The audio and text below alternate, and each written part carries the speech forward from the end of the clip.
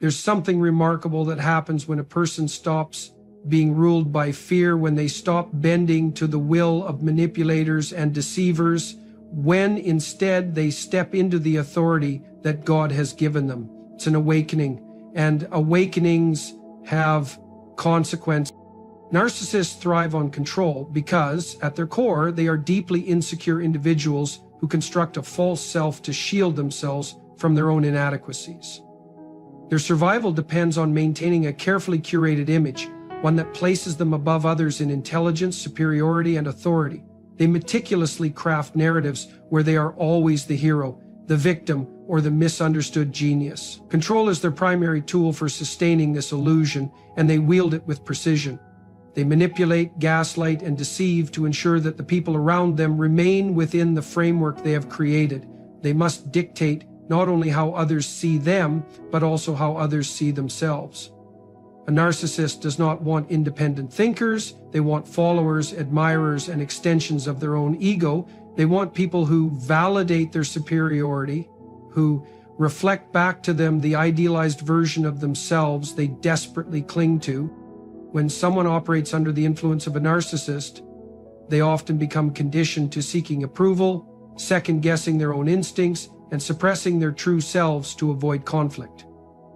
A narcissist will subtly erode a person's confidence over time, making them doubt their perceptions, their decisions, and even their own worth. They create an environment where questioning their authority feels dangerous, where going against their wishes brings punishment in the form of emotional withdrawal, passive aggression, or outright rage. They mold those around them into people who rely on them for validation, reinforcing a cycle of dependence that strengthens their control. However, when God empowers a person, a fundamental shift occurs. They begin to see beyond the illusion. They no longer feel the need to please the narcissist or submit to their distortions of reality. Their self-worth is no longer tied to the approval of a manipulator, but rather to something unshakable, something divine. This is where the narcissist begins to panic. Their entire existence is built upon control, and when that control starts to slip, they react with desperation. A narcissist cannot tolerate losing control over someone they have dominated for so long.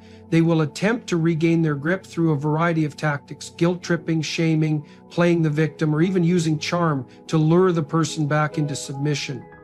They may suddenly become affectionate, generous, and attentive, pretending to be the person they once pretended to be in the beginning. This is not because they have changed, but because they are trying to regain the control that is slipping from their hands. If manipulation does not work, they will escalate their tactics. They may resort to anger, insults, and threats, anything to make the person feel small again. They will push buttons, bring up the past, and twist conversations to make the empowered person feel guilty for standing their ground. But the most profound thing about divine empowerment is that it brings clarity. The person who was once under the narcissist's control now sees these tactics for what they are: desperate attempts to regain dominance. They recognize the manipulation, the gaslighting, the emotional traps that once held them captive. And when they refuse to engage, when they no longer react with fear, shame, or the desire to prove themselves, the narcissist is left powerless. This loss of control is devastating for the narcissist because it forces them to confront the one thing they have spent their entire lives avoiding: their own emptiness. Without control over others, they must face themselves, and that is a reality they are not prepared to handle. They would rather lash out, destroy relationships, and rewrite history than accept that they are not as powerful as they believed. When God empowers someone, it is not just an escape from the narcissist's grip. It is a complete transformation. It is the awakening to a life that is no longer dictated by fear, but by purpose.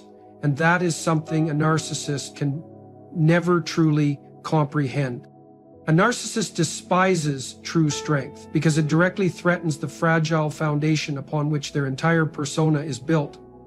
Their sense of superiority is not genuine. It is an illusion carefully constructed to shield them from their deep-seated insecurities.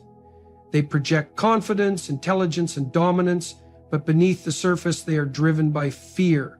Fear of being insignificant, fear of being exposed, and fear of losing control over others. To maintain their false sense of power, they rely on others remaining weak, uncertain, and dependent. They surround themselves with people they can manipulate, those who will either worship them or serve as a source of emotional supply.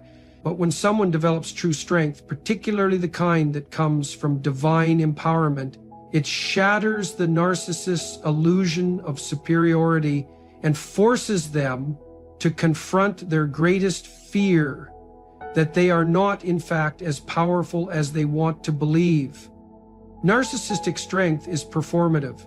It is loud, aggressive, and often theatrical, designed to intimidate and overpower others rather than to stand on its own. It thrives on external validation, needing constant reinforcement to sustain itself. When someone challenges that power, especially through quiet, unwavering strength that does not seek approval, the narcissist feels deeply unsettled. They rely on creating an emotional environment where others feel inferior, where people doubt themselves and seek their guidance. But when a person operates from true inner strength, they do not play that game. They do not seek permission to exist. They do not crumble under pressure, and most importantly, they do not need the narcissist's validation. This is what enrages and confuses the narcissist the most. How can someone possibly exist outside of their influence? How can someone not be shaken by their tactics? How can someone refuse to shrink in their presence? It is a concept that does not compute in their world because they have spent their entire lives believing that power is about dominance, not integrity. They do not understand a strength that is rooted in something unshakable, something divine, something that does not waver even in the face of their most calculated manipulations. When God empowers a person, they begin to embody a strength that is not dependent on external circumstances. They no longer react emotionally to the narcissist's provocations, no longer seek their approval, and no longer fear their disapproval. They stand firm, not out of arrogance, but out of a deep understanding of their worth. They are no longer controlled by the need to be liked or accepted, and that alone is enough to drive a narcissist into desperation, because a narcissist's entire strategy is built on exploiting weakness. When they encounter someone who is truly strong, they are left without a weapon. They cannot use guilt to manipulate. They cannot use shame to control. They cannot use anger to intimidate. And this realization sends them into a spiral of frustration and rage. The narcissist will not admit that their strength is hollow. Instead, they will try to discredit the strength they see in others. They will call it arrogance, defiance, or even selfishness. They will attempt to gaslight, making it seem as though the person standing in their power is the one in the wrong, as though confidence is a form of disrespect. If that fails, they may resort to outright sabotage, trying to undermine the person's credibility, spreading false narratives, and rallying others against them in an effort to regain control. They cannot accept that someone has outgrown their influence, so they will do everything in their power to bring them back down. But true strength does not crumble under pressure. The more a narcissist pushes, the more obvious their desperation becomes. The more they try to regain control, the more it becomes clear that they were never as powerful as they pretended to be.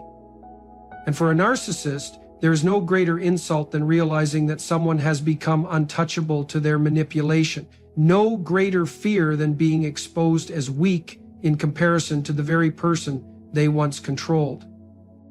A narcissist fears your independence because it directly threatens their ability to control, manipulate, and maintain dominance over you. Their entire existence is centered around power dynamics, and they rely on others being emotionally, psychologically, or even financially dependent on them. Independence is the ultimate disruption to their carefully orchestrated game, because once you no longer need them, they lose their leverage over you. They function best when they are the center of someone's world, dictating thoughts, behaviors, and choices, ensuring that the people around them remain trapped in a cycle of seeking approval and avoiding disapproval. But when you step into your own power, when you start making decisions without consulting them, when you no longer seek their validation, when you stop being emotionally reactive to their tactics, they are faced with a reality they cannot tolerate. You are slipping beyond their grasp. To a narcissist, Your independence is not just an inconvenience, it is a personal attack. They see it as defiance, a betrayal of the role they assigned to you. You were supposed to play the part of the loyal follower, the admirer, the subordinate. You were supposed to need their wisdom, their guidance, their presence. When you show that you are capable of thinking for yourself, of thriving without them, of making decisions based on your own intuition rather than their influence, they feel a deep sense of insecurity masked as outrage. They begin to view you as an enemy rather than an ally, because in their mind, people are either under their control or against them. There is no in-between. To a narcissist, your independence is not just an inconvenience, it is a personal attack. They see it as defiance, a betrayal of the role they assigned to you. You were supposed to play the part of the loyal follower, the admirer, the subordinate. You were supposed to need their wisdom, their guidance, their presence. When you show that you are capable of thinking for yourself, of thriving without them, of making decisions based on your own intuition rather than their influence, they feel a deep sense of insecurity masked as outrage. They begin to view you as an enemy rather than an ally, because in their mind, people are either under their control or against them. There is no in-between. Their first instinct is to try and regain their influence over you. They may attempt to pull you back through charm, love bombing, and feigned support. They may suddenly act as if they admire your newfound strength, pretending to encourage your independence, while subtly trying to insert themselves back into your decision-making process. If that doesn't work, they shift tactics. They may start belittling your choices, questioning your intelligence, making passive-aggressive remarks, or even outright mocking your progress. The goal is to instill doubt in you, to make you second-guess your ability to function without their input. If undermining your confidence fails, the narcissist will escalate further. They may attempt to sabotage you, creating obstacles in your path, spreading rumors, or manipulating others to turn against you. They may paint you as ungrateful, selfish, or even reckless for daring to break free. If you are financially dependent on them, they might use money as a weapon. If they have emotional leverage, they might guilt-trip you, reminding you of everything they have done for you in an effort to make you feel indebted. Their desperation grows as they realize that their old methods of control are losing their effectiveness. One of the narcissist's most powerful weapons is emotional manipulation, and when you become independent, they lose the ability to use your emotions against you. They can no longer make you feel small with a single word. They can no longer dictate your mood with their approval or disapproval. They can no longer bait you into arguments or make you doubt your own perception of reality. You become untouchable to their usual games, and nothing terrifies them more. This loss of control forces them to confront something they have spent their entire lives avoiding, the fact that they are not as powerful as they believe. They rely on others staying weak because they themselves are weak. They need others to be dependent because they are emotionally dependent on maintaining dominance. Your independence exposes the truth that they are not the all-knowing superior force they pretend to be. They are simply someone who needs control to feel secure. Rather than face this truth, they will double down on their efforts to reclaim their grip on you. They will try every tactic, from guilt to rage, from charm to sabotage, from victimhood to arrogance. But the more independent you become, the more powerless they feel. And nothing is more unbearable to a narcissist than realizing that someone who was once under their control has outgrown them, moved beyond them, and no longer needs them to define their sense of self. A narcissist cannot tolerate truth because truth is the one force that dismantles the illusion they have built their entire existence around. They thrive in deception, manipulation, and carefully curated narratives that paint them as superior, infallible, and always in control. The moment truth enters the equation, their world begins to crack. They rely on creating confusion, making people doubt their own perceptions, and controlling the flow of information to maintain their dominance. Truth, however, is the one thing they cannot fully manipulate, and when someone empowered by divine wisdom speaks or lives in truth, it becomes a direct threat to their survival.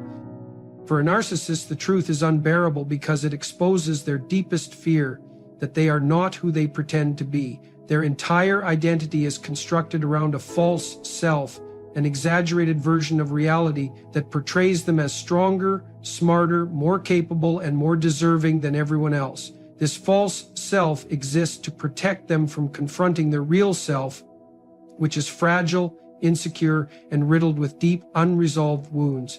The moment truth is spoken, it threatens to rip away the mask they have spent years perfecting. This is why they react so aggressively when confronted with facts, evidence, or even the slightest suggestion that they are not as great as they claim to be.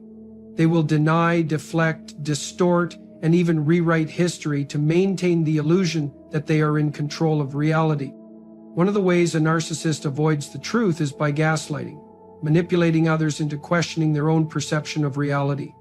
If you bring up something they did that was hurtful or dishonest, they will respond with outright denial, claiming it never happened. If denial doesn't work, they will twist the situation, making it seem like you misunderstood, overreacted, or even fabricated the event altogether. They may say things like, "You're too sensitive," or "That's not what I meant," or "You always exaggerate." The goal is to make you question your own memory, instincts, and reasoning until you begin to doubt what you know to be true.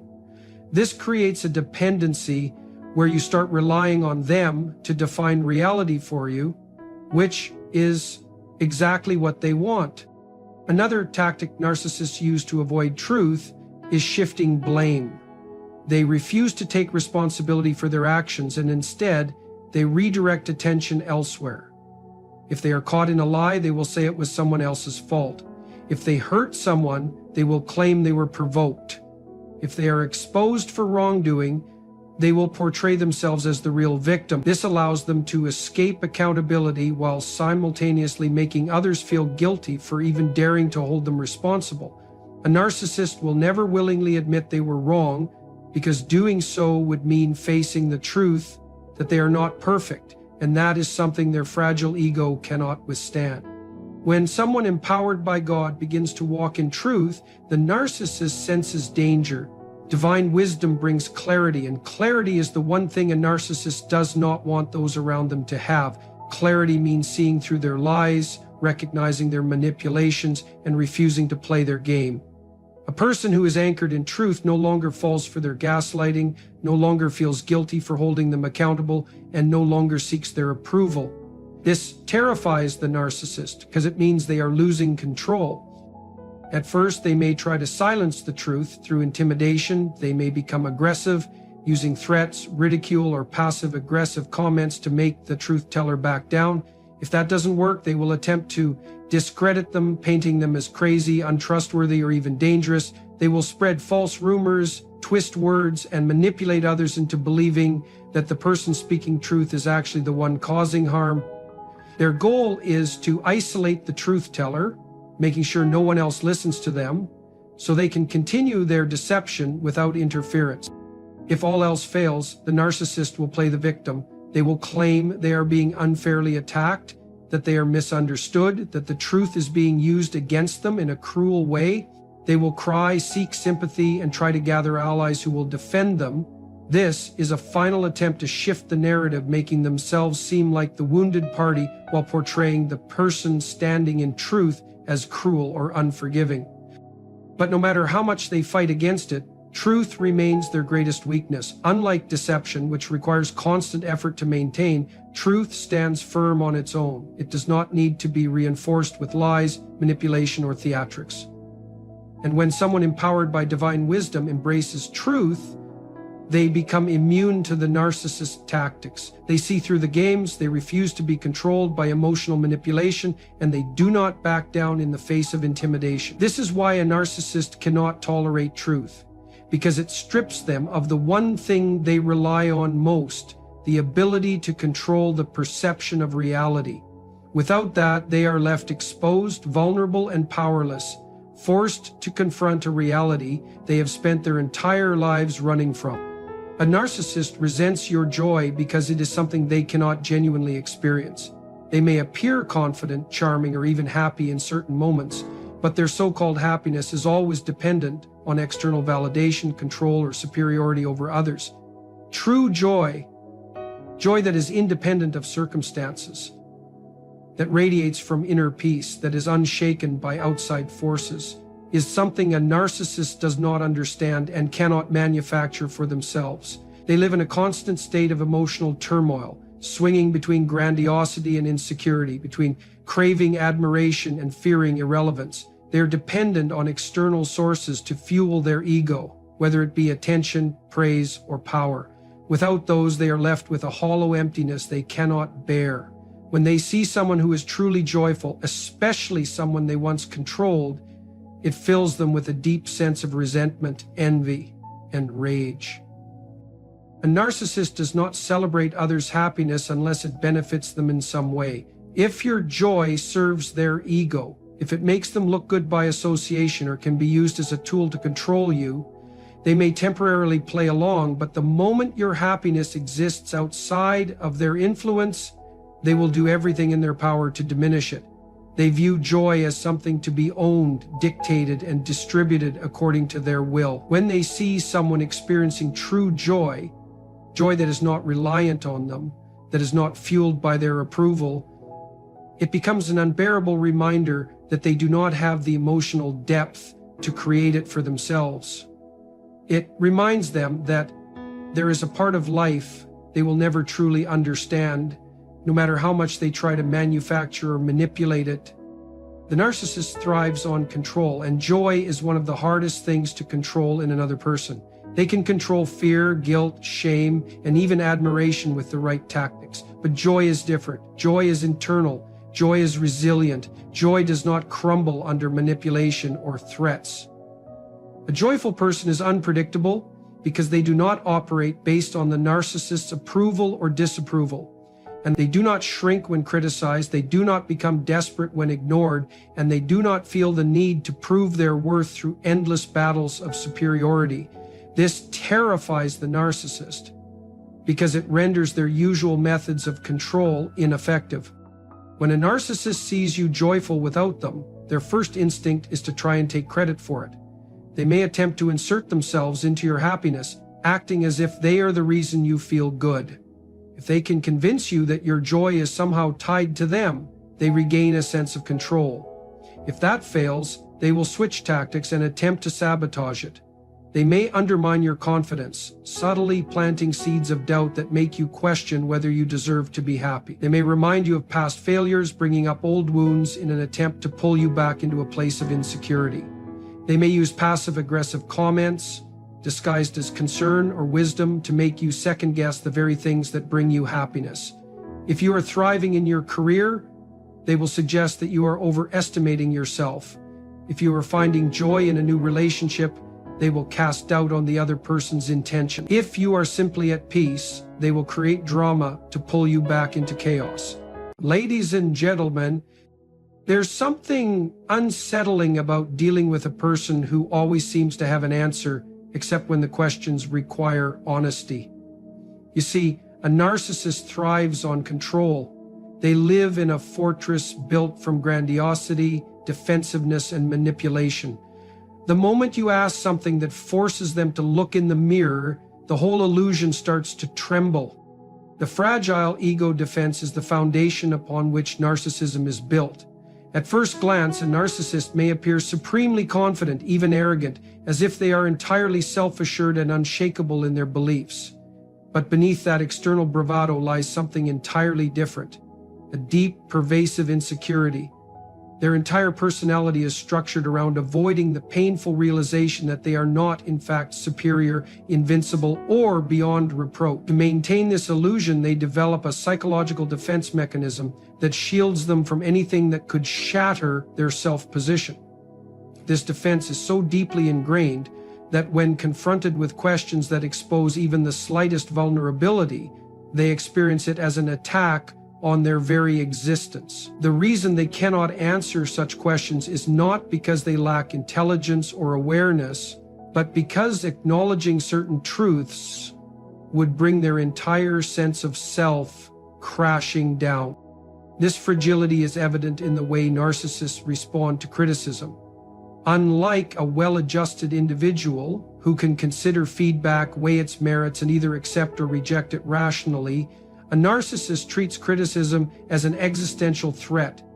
They do not see it as an opportunity for growth, but as an assault on their identity. This is why even the simplest questions, if they touch on areas of self-reflection, are met with deflection, aggression, or outright denial. A narcissist cannot say I was wrong, because to do so would mean admitting fallibility, and their ego cannot tolerate that. Instead, they will twist the narrative, find a scapegoat, or insist that the problem lies elsewhere. If pressed, they may lash out, becoming defensive or even enraged, because anger serves as a protective barrier between them and the reality they refuse to face. This psychological fragility also explains why narcissists are drawn to control. They must dominate conversations, dictate the terms of relationships, and ensure that the spotlight remains firmly on them. Losing control means exposing themselves to the possibility of being seen as inadequate. If someone dares to challenge their narrative, they will resort to tactics designed to undermine the other person rather than engaging in honest discussion. Gaslighting, dismissing others' perspectives, and belittling differing viewpoints are all tools they use to reinforce their fragile self-position. They need to feel superior, not because they genuinely believe they are, but because the alternative, feeling ordinary or flawed, is unbearable. This defense mechanism is often rooted in early life experiences. Many narcissists develop these traits as a response to deep-seated wounds, often stemming from childhood. Whether they were excessively praised and conditioned to believe they were exceptional, or harshly criticized and made to feel inadequate, the result is the same. A person who constructs an artificial self to protect against feelings of worthlessness. This artificial self is the image they project to the world, the mask they wear to convince others and themselves that they are beyond question. But like any illusion, it is fragile. It requires constant reinforcement, which is why narcissists seek validation and admiration so compulsively. They need to hear that they are special, talented, powerful, or irreplaceable, because without those affirmations, the cracks in their facade begin to show. This is also why a narcissist cannot engage in true self-reflection. Honest introspection requires a willingness to confront one's own flaws, but for the narcissist, that process is intolerable. If forced to acknowledge their imperfections, they experience what psychologists call narcissistic injury, a profound, almost unbearable psychological wound that triggers shame, rage, or withdrawal. This injury is not visible to the outside world, but internally it is devastating. To avoid this pain, the narcissist will go to great lengths to evade, deflect, or outright deny any reality that contradicts their constructed self-image. When faced with a question that challenges their perception of themselves, a narcissist's response is predictable. If the question is mild, they might brush it off with humor or condescension. If it is more direct, they may attempt to reframe the discussion to shift focus onto someone else's flaws.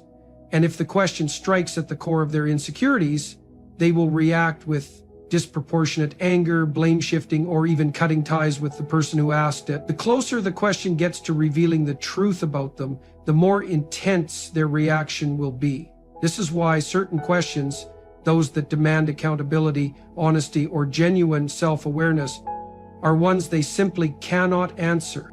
A narcissist's fragile ego defense is not a conscious strategy, but an automatic, deeply ingrained survival mechanism. They do not wake up each day thinking about how to deceive others. Rather, they have deceived themselves first. They have convinced themselves that they must be superior, infallible, and untouchable, because to accept anything less is to confront the emptiness they have spent a lifetime avoiding. This is why the most dangerous thing you can do to a narcissist is expose them to reality. It is also why, despite their outward confidence, they are among the most psychologically fragile people you will ever encounter. The absence of genuine self-reflection in a narcissist is not just a trait, but a fundamental survival mechanism. True introspection requires a person to be honest with themselves, to acknowledge their weaknesses, mistakes, and limitations. For most people, this process, while sometimes uncomfortable, leads to growth, wisdom, and emotional maturity. However, for a narcissist, self-reflection poses a direct threat to the carefully constructed image they have built. This image is not based on reality, but on a grandiose illusion, one that positions them as superior, infallible, and beyond reproach. To engage in genuine self-reflection would mean confronting the inconsistencies, flaws, and emotional wounds they have worked so hard to deny. The result is an avoidance of self-examination at all costs, often replaced by an elaborate system of blame, rationalization, and manipulation to maintain their self-deception.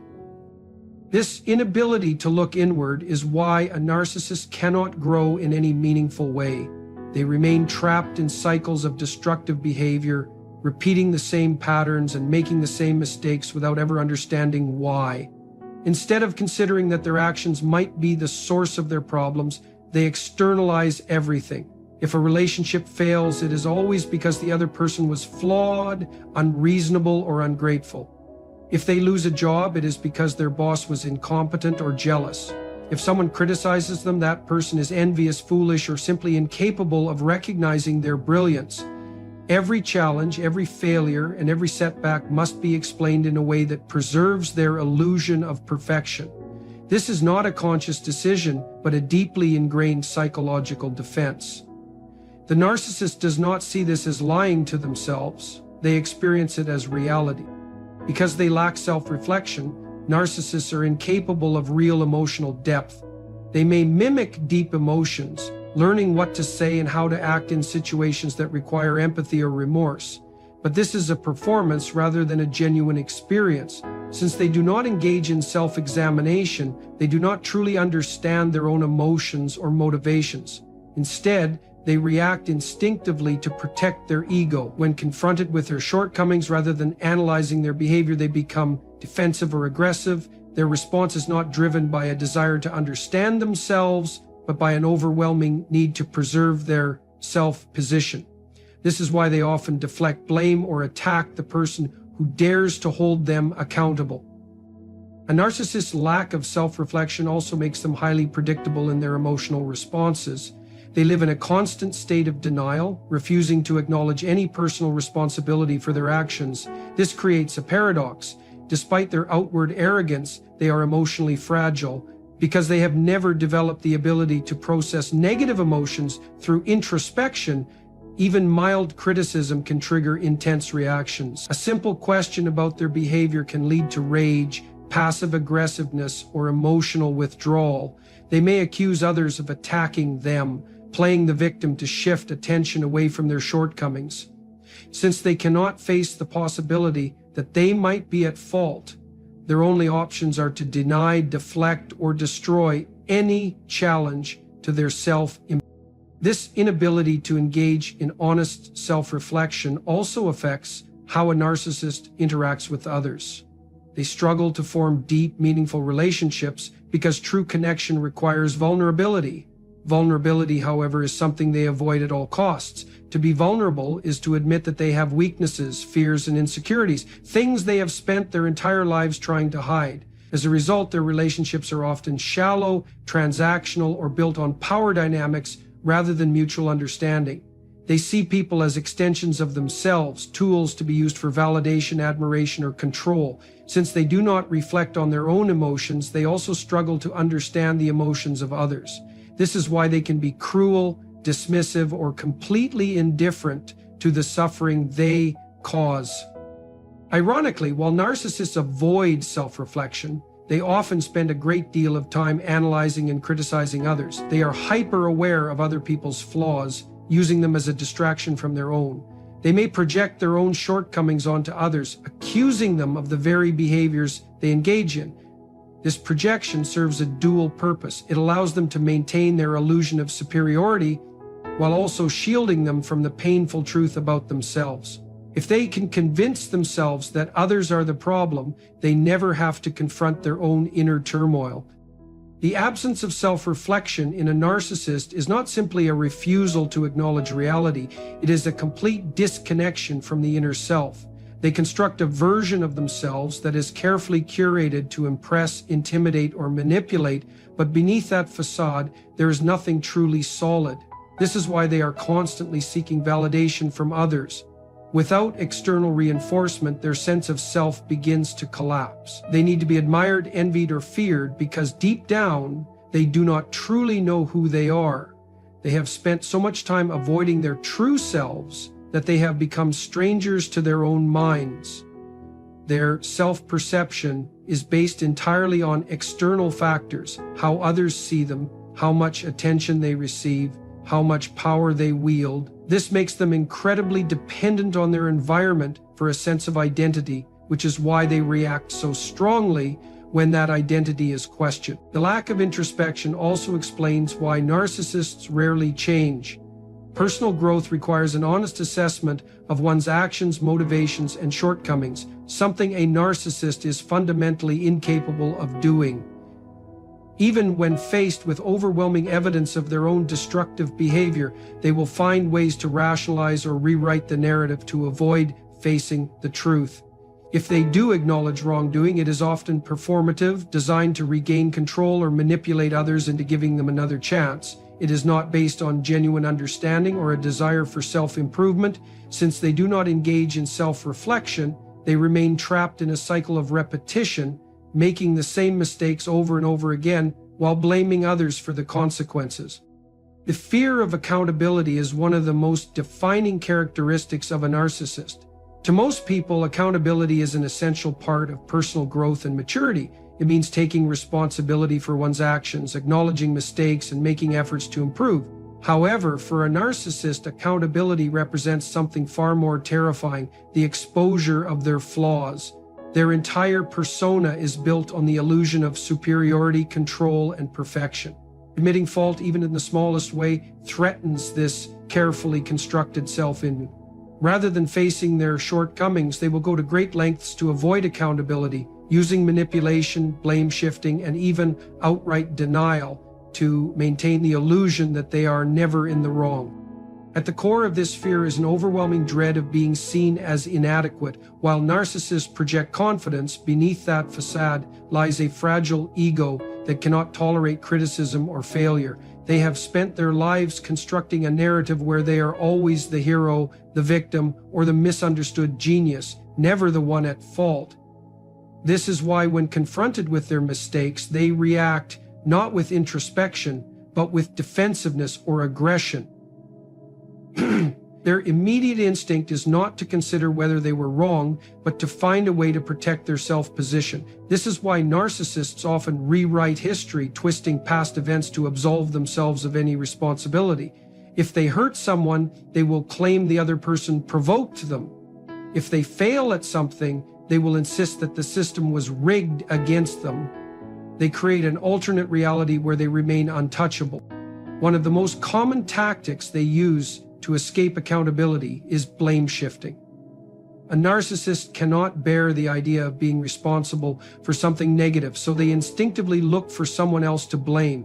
If they are confronted about a mistake at work, they might accuse a colleague of sabotaging them. If a relationship falls apart, they will insist that their partner was too demanding or ungrateful. They are experts at turning the tables, making others feel guilty for holding them accountable. If they are caught lying, they will accuse the other person of being paranoid or overly sensitive. If they are confronted about abusive behavior, they may claim that they were the real victim, that they were forced into acting the way they did. This constant deflection ensures that they never have to face their own shortcomings. Gaslighting is another powerful tool they use to avoid accountability. Gaslighting is a form of psychological manipulation where the narcissist makes others doubt their own perception of reality. If someone confronts them with evidence of wrongdoing, they will insist that the event never happened, that the accuser is misremembering, or that they are being dramatic. They will say things like, "You're overreacting," or "You always take things the wrong way," to make the other person question themselves. Over time, this erodes the confidence of those around them, making it even harder for people to hold them accountable. The narcissist creates an environment where they can behave however they want without consequences because their victims are too confused or intimidated to challenge them. Another reason they fear accountability is that it threatens their sense of control. Narcissists need to feel in control of every situation, and admitting fault means surrendering power to someone else. If they admit they were wrong, even once, it sets a precedent that they must answer for their actions in the future. To avoid this, they will often double down on their lies and justifications, no matter how irrational they may seem. If confronted with undeniable proof of wrongdoing, they may become hostile, turning the situation into a personal attack rather than a discussion about their behavior. They would rather destroy relationships, sabotage opportunities, or even humiliate themselves than admit fault.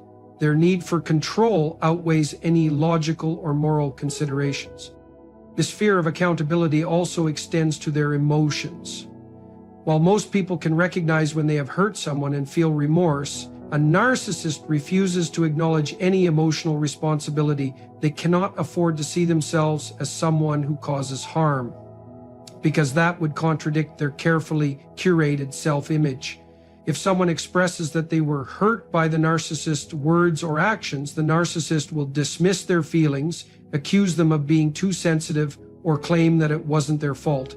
They might say, "I can't control how you feel," or "That's your problem, not mine." This emotional detachment allows them to avoid any guilt or consequences for their behavior. Instead of reflecting on how their actions affect others, they convince themselves that they are being unfairly targeted. Ironically, while narcissists refuse to take accountability for their own actions, they are quick to demand it from others. They hold people to impossibly high standards, often berating them for the very behaviors they themselves exhibit. If someone makes a mistake, the narcissist will use it as proof of their incompetence, weakness, or lack of worth. They will insist that others own up to their actions while refusing to do the same. This hypocrisy is a key feature of their personality. It allows them to maintain their sense of superiority while keeping others in a position of guilt or submission. If they can make others feel like the problem, they never have to address their own flaws. Their fear of accountability also manifests in their relationships. Narcissists often surround themselves with people who enable their behavior, whether out of fear, loyalty, or manipulation. They seek out individuals who will excuse their actions, who will take the blame for their mistakes, or who will constantly reassure them that they are right. The moment someone challenges them, they will react with anger, distance, or even discard the person entirely. A narcissist would rather cut someone out of their life than admit they were wrong. They see accountability as a weakness, something that lesser people must engage in, but not them. Their need to protect their self-impunity is greater than any bond or commitment they have with another person. The inability to take accountability also explains why narcissists struggle to learn from their mistakes. Since they never see themselves as the problem, they never make any real effort to change. Even if they experience repeated failures in relationships, work, or personal endeavors, they will continue to blame external factors rather than looking inward. This is why they often repeat the same destructive patterns, cycling through jobs, friendships, and romantic partners without ever understanding why things keep falling apart. They will always find a new excuse, a new scapegoat, a new way to explain why they are not responsible. This cycle keeps them trapped in a state of emotional stagnation, unable to grow or evolve. A narcissist's reliance on manipulation tactics is not simply a strategy they use occasionally. It is their default way of navigating the world. Unlike most people who engage in relationships based on mutual respect, honesty, and emotional connection, narcissists view interactions as a game of power and control. Their primary concern is maintaining dominance, securing admiration, and avoiding any form of vulnerability. Since they lack genuine empathy and self-awareness, they rely on manipulation to get what they want while preserving their fragile self-position. This manipulation is often subtle, insidious, and carefully calculated, making it difficult for others to recognize until they are deeply entangled in the narcissist's web. One of their most common manipulation tactics is gaslighting. This is a psychological technique where they distort reality to make others question their own perceptions, memories, and sanity. If someone confronts them about something they said or did, they will deny it ever happened, insist that the other person is misremembering, or accuse them of being overly emotional.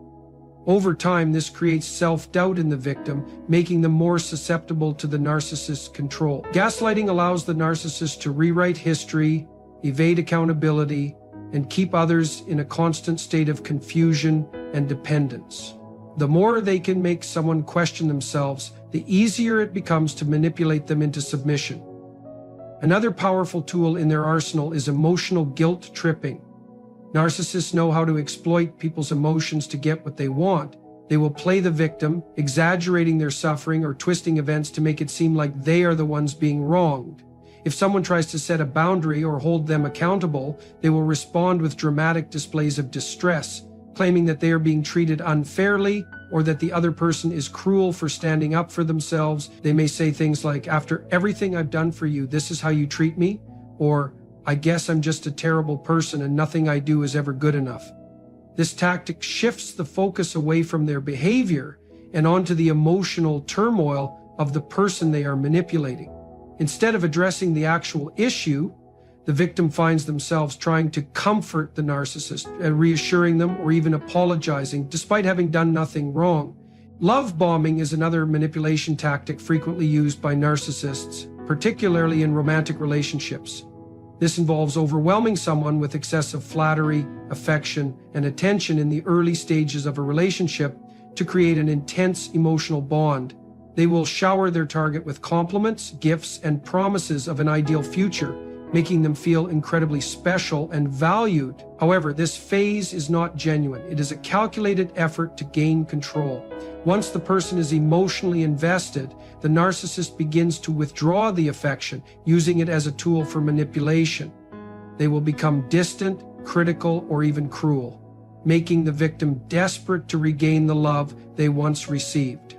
This creates a cycle of emotional highs and lows where the victim works harder and harder to please the narcissist, not realizing that the initial affection was merely a trap. Narcissists also use triangulation, a tactic where they bring a third party into a situation to manipulate and control others. They might compare one person to another, saying things like, "Why can't you be more like them?" Or, "So-and-so would never treat me this way." This creates insecurity and competition, making the victim feel as though they need to prove themselves to the narcissist. In relationships, they may flirt with others in front of their partner or mention how much attention they receive from other people, instilling jealousy and fear of abandonment. In workplaces or social circles, they might spread false information or pit people against each other to maintain control and keep themselves at the center of attention. The goal of triangulation is always the same: to create chaos, make others doubt themselves, and ensure that the narcissist remains in a position of power. Projection is another manipulation tactic that narcissists rely on. Since they refuse to acknowledge their own flaws, they project them onto others. If they are being dishonest, they will accuse others of lying. If they are manipulative, they will claim that someone else is trying to deceive them. If they feel insecure, they will call others weak or inadequate. This tactic serves two purposes. It allows them to avoid responsibility for their own behavior while also keeping their victims off balance. When someone is constantly being accused of things they haven't done, they become defensive, distracted, and less likely to recognize the narcissist's true nature. The narcissist, in turn, feels validated because they have successfully shifted the focus away from themselves. Silent treatment is another form of manipulation that narcissists use to punish and control others. When someone displeases them or challenges their authority, they may withdraw all communication and affection, leaving the person in a state of emotional limbo. This is not a simple case of needing space. It is a deliberate attempt to make the victim feel insignificant, anxious, and desperate for reconciliation. The silent treatment is designed to make the person doubt themselves, question what they did wrong, and ultimately seek the narcissist's approval again. By withholding attention, the narcissist reinforces the idea that they have ultimate control over the relationship and that the other person's emotional well-being is entirely dependent on them. Future faking is another manipulation tactic where the narcissist makes grand promises they never intend to keep. They will tell a romantic partner, "We'll get married one day," or promise a friend, "I'll always be there for you," even though they have no real intention of following through. These empty promises are designed to keep people emotionally invested in them. The victim clings to the hope that things will improve, that the narcissist truly cares, and that their relationship has a meaningful future. Meanwhile, the narcissist continues to extract whatever they want: attention, loyalty, financial support, without ever delivering on their promises. When the victim finally realizes the truth and confronts them, the narcissist will claim that circumstances changed or that they never made such promises in the first place. Manipulation is the narcissist's way of ensuring that they always have the upper hand.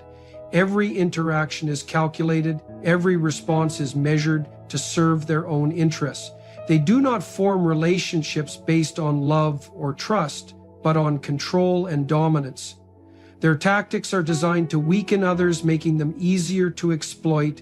While they may appear charming, generous, or even vulnerable at times, these moments are carefully crafted to serve a greater purpose, securing their power over those around them. The people in their lives become pawns in their game, tools to be used and discarded as needed. The narcissist thrives on confusion, dependency, and emotional turmoil because as long as they can manipulate those around them, they can maintain the illusion of superiority and invulnerability. A narcissist's inability to experience genuine empathy is one of their most defining traits. While most people can naturally understand and share the feelings of others, narcissists lack this capacity in any meaningful way. They may be able to mimic empathy when it serves their interests, but this is purely performative. Their interactions are not driven by a sincere concern for others, but by a calculated effort to maintain control, preserve their image, or extract something of value. This deficiency in real empathy makes them fundamentally incapable of forming deep, meaningful relationships, as their focus is always on themselves. At the core of this lack of empathy is an excessive preoccupation with their own needs and desires. A narcissist views the world through a highly self-centered lens, where other people exist primarily to serve them in some capacity. They do not see others as individuals with their own emotions and experiences, but rather as extensions of themselves, tools to be used or obstacles to be removed. If someone expresses pain, frustration, or sadness, the narcissist's immediate reaction is not to comfort them, but to assess how this situation affects their own interests. If offering sympathy benefits them, perhaps by making them appear compassionate or securing someone's loyalty, they may put on a show of concern. However, the moment the emotional display is no longer useful, they will dismiss or even mock the other person's feelings. One of the clearest signs of this lack of empathy is their inability to validate other people's emotions. When someone expresses distress, a narcissist is unlikely to offer genuine support. Instead, they will minimize the person's feelings, tell them they are overreacting, or shift the focus back onto themselves. If someone shares a difficult experience, rather than listening and offering comfort, the narcissist may respond with something like, "You think that's bad? Let me tell you what I went through." They see every situation as an opportunity to reinforce their own superiority rather than connect with others on an emotional level.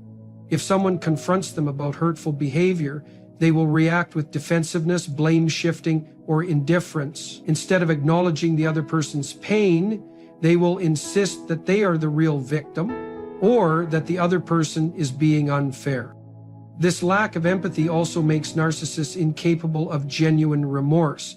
When most people hurt someone, they feel guilt, reflect on their actions, and try to make amends. A narcissist, however, does not see wrongdoing as something to take responsibility for, but as something to avoid being blamed for.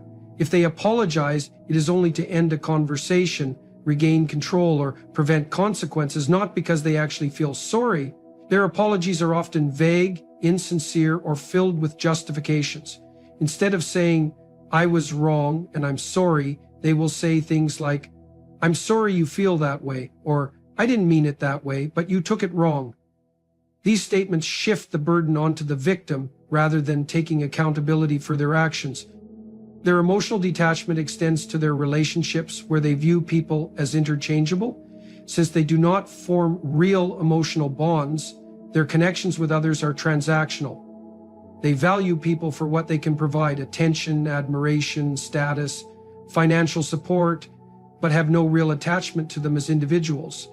This is why narcissists can discard relationships so easily. The moment someone no longer serves their purpose or challenges their behavior, they can cut them off without a second thought. A normal person would struggle with guilt, sadness, or regret after hurting someone or ending a relationship, but a narcissist feels nothing beyond annoyance at any inconvenience the situation may cause them. Their lack of empathy is particularly evident when someone else is experiencing success or happiness. Rather than feeling joy for others, a narcissist often reacts with jealousy, resentment, or attempts to downplay the achievement. If someone shares good news, the narcissist might dismiss it, change the subject, or find a way to make it about themselves. If they cannot take credit for the success, they may try to undermine it by pointing out flaws or diminishing its significance. This reaction stems from their inability to separate their own self-worth from external validation. If someone else is doing well, it threatens their sense of superiority, so they must diminish it to restore their own self-importance. Their emotional void also extends to their interactions with those who are struggling.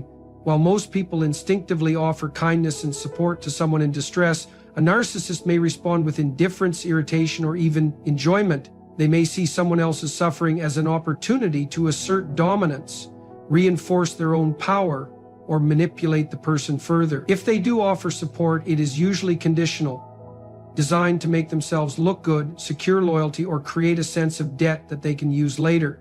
Their version of kindness is never purely altruistic. It always comes with strings attached. This emotional deficiency makes them incapable of true intimacy. Real relationships require vulnerability, mutual understanding, and emotional reciprocity, things that a narcissist simply cannot provide. They may engage in romantic or social relationships, but these connections are built on manipulation, control, and self-interest rather than genuine love or affection. Their partners, friends, or family members often feel emotionally drained as they are constantly giving without receiving anything in return. The narcissist takes what they need, attention, admiration, validation, and offers nothing of real substance in return. Hi, ladies. Welcome back. If you're new here, I'm really happy you've made your way in. Get comfortable, pour yourself a glass of wine, or maybe some tea, or hey, maybe even both, depending on how your week's been. So, here's the deal. Today's topic is fun, flirty, and might just change how you think about your own feminine power. Most people, when they hear the word sexy, imagine tight outfits, red lips, and posing like they're in a perfume commercial. But that's not what this is about. True sexiness, the kind that actually makes men stop and stare, lives in the small, quiet moments. It's in the simple things, the times you're not even aware you're doing anything, and somehow that's what makes it 100 times more attractive. Today I'm talking about 7 naturally sexy things women do that take men by surprise. And no, these aren't some sneaky tricks or silly games. These are just natural, effortless ways of being that make a guy stop and think, hold on, she's different. I need to know her. Whether you're dating, in a relationship, or just beginning to embrace your feminine magnetism, you're going to really enjoy this. And believe me, some of these might surprise you. You'll find yourself thinking, wait, that's attractive to men? Yep, it actually is. So let's get into it. Here are 7 subtle, sexy things women do that get men's attention without even meaning to.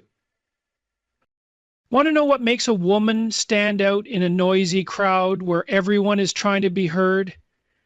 It's her comfort in silence. I'm not talking about that weird silence where you're both staring at your phones, avoiding eye contact. We've all been there. I mean the kind of stillness that feels peaceful, not awkward. It's when she doesn't feel the need to fill every moment with talking or random words just to keep a conversation going. Instead, she stays present, calm and relaxed. That kind of quiet says more than 1,000 words ever could. There's something special about a woman who doesn't feel like she has to explain herself constantly. Picture this. A guy says something, and instead of jumping in to respond, she just smiles, holds eye contact, maybe takes a slow sip of her drink, and waits. That pause, it pulls him in. It builds interest in the most subtle way. It says, I'm not here to chase your attention. I already have it. Most people speak just to be noticed, but someone truly grounded listens to understand. She's not afraid of the quiet moments. She owns them. It gives her space to observe and really see the person she's talking to. That type of presence, it's magnetic. It doesn't mean she's not interested. It simply means she's centered. Her vibe doesn't scream, pick me. It gently says, I know who I am. Let's see if you match that. And what makes this even more powerful is that this kind of confident calmness doesn't make her seem distant. It makes her feel like she's in control, like she's writing the story while he's still figuring out his role in it.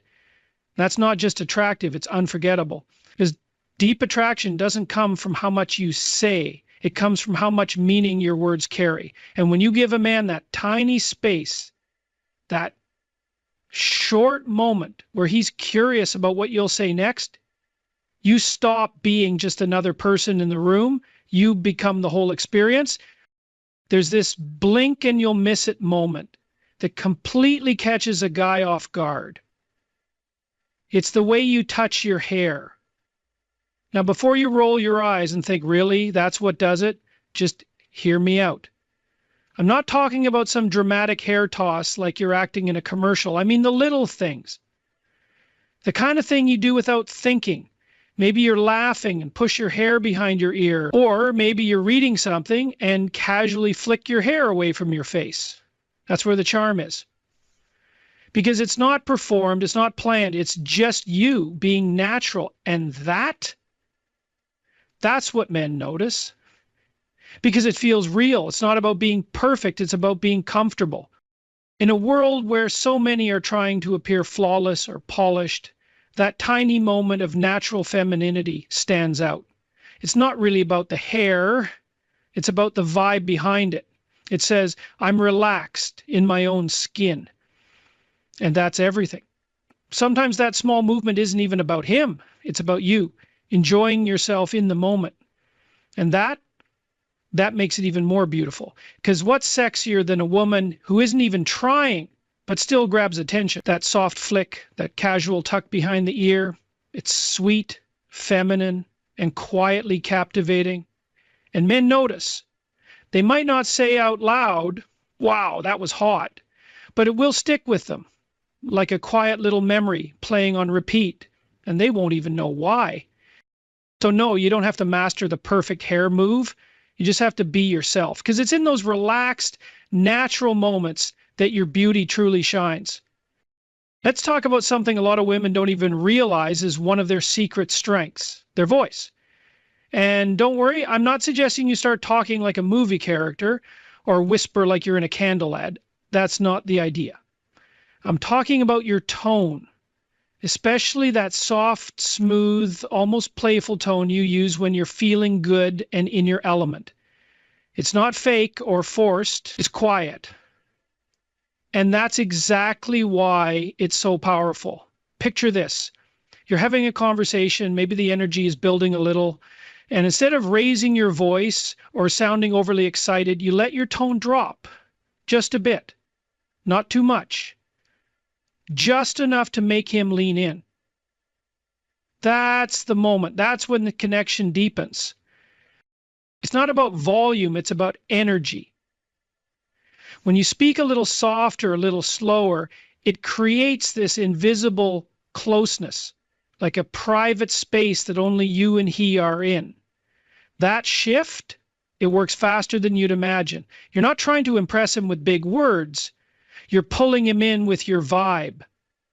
And your voice is one of your most powerful tools. Some women speak with this kind of steady rhythm, a calm that makes a man slow down and really hear not just what she's saying, but the feeling behind it. And let's be honest, there's something seriously attractive about a woman who doesn't have to be loud to be heard. She's playful, maybe a little teasing, but grounded. And that alone makes her unforgettable. The real charm isn't in what you say, it's in how you say it. Confidence doesn't always shout. Sometimes it's the quietest tone in the room that turns heads. Because when you talk in a way that makes someone lean closer, they won't want to step away. Let's be real. Most men don't get complimented very often, at least not in a real, meaningful way. A lot of guys will remember the last compliment they got for months, maybe even longer. And let's be honest, it probably came from their mom. And that's why when a woman gives him a real compliment, especially one he didn't expect, it stays with him. It doesn't just make him smile, it lingers. And the best compliments, they're the ones that come out of nowhere.